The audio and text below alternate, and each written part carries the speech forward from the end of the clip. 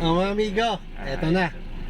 Kuha ko na yung pinagawa kong Mini 2. Yung nag-compass error. At na-test flight na. Eto, si Mendoza IG, Isagani. Ito lang ko ninyo. So, maraming salamat. What's up mga amigo? Welcome ulit dito sa ating channel. And then, for today's video, eto ngayon yung ating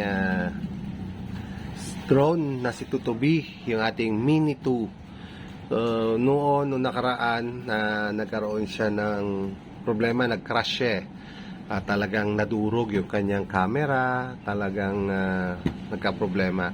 So ngayon, napaayos naman natin kay Sir Norman Noveno. So kaya lang nung siya ay test flight ko, merong isa pang problema ang lumabas. Nagkaroon ng ng error yung kanyang compass. So pag test flight mo siya nang wala pa yung GPS niya, yung wala pa yung satellite, okay naman. Walang lumalabas na compass error. Pero once na connect na yung GPS, nagkaroon na ng satellite, yun na, lalabas na yung compass error. Yan sir, tingnan mo, di ba permitted? Pero pagka pinaandar ko na yung propeller, yun na. Take off. Ayos yan. Lalabas na yung yan, yung compass installation. Yun yung lumalabas kapag pinaandar mo na yung propeller. Lalabas na yan. Pero pag pinatay mo naman, lalabas permitted. Pero yung compass, so yan o, yan. Take off.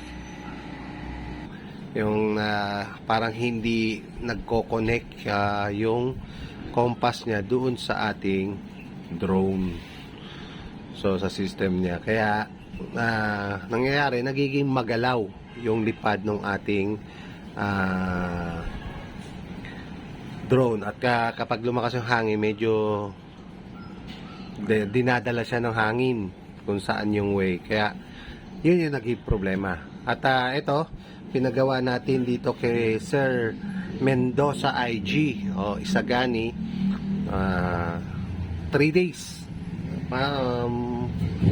3 days ginawa kasi ang nangyari pala is nagka-problema yung pinaka connection, yung ang tawag ba doon, yung parang yung wire na plastic, yun na binalik doon sa unang gumawa. Pero dito na lang kasi mas malapit dito. So ito, itetest sa flight natin ngayon itong ating Mini 2. So setup ko lang. So yun nga guys, inaantay lang natin na magkaroon ng satellite.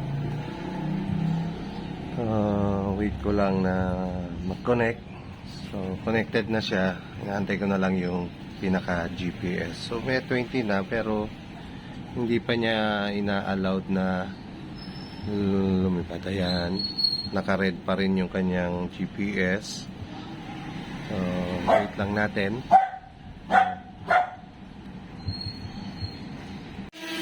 So yan guys, no SD card lang kasi wala talaga siyang SD card, hindi ko siya nalagyan.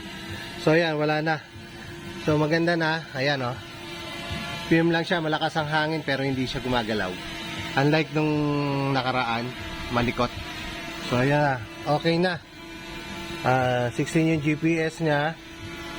So goods na. Ayan. So ayan yung ating ang ganda na So wala, nakalagay lang no SD card kasi talagang wala siyang SD card, hindi ko pa nalagyan.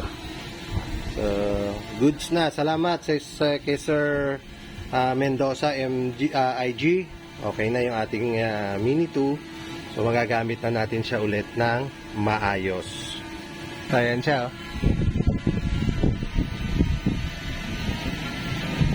maganda na. Okay na itong ating drone. So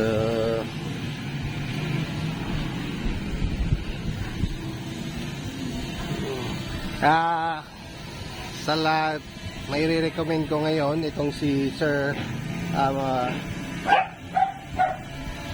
IG Mendoza. Kung may problema kayo sa drone at talaga namang magandang kausap at maganda, mura lang siyang maningil at mabilis ang trabaho. No SD card lang, hindi lang kasi nga hindi pa nalagyan. Nakuha na natin yung ating drone kay Sir Isagani. So ang first time niya is Isagani ang apelid niya.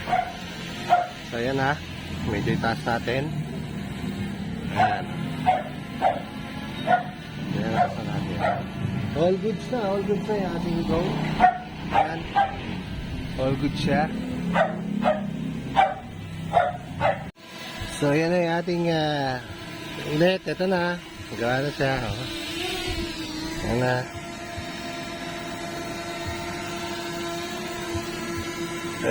Okay na ulit si Tutubi. So marami na lang itong tawa. Ito si ano ito. Yung kanyang cover. Yung mga attract na rin kasi nakatikim na ng crush ito. So okay pa. Oh. Heels pa. Andito kasi yung so ito ang update dito sa ating isang drone na si, kung tawagin natin ito, IC Tutubi. Okay na siya. Ano? Goods na siya. Ayan na yun, ulitin natin, no? Wala na, hindi na lumalabas yung kanyang compass error. Okay na. So, salamat ulit sa inyo mga amigo, sa inyong panunood nitong ating update sa ating Mini 2 drone, yung si Tutubi. So, okay na siya. Kaya, ulit, kung hindi pa kayo nakapag-subscribe sa ating channel, please subscribe and paki-hit na rin yung notification bell para lagi kayong updated sa mga video na ating i-upload. So, salamat ulit. See you on my next video. All goods!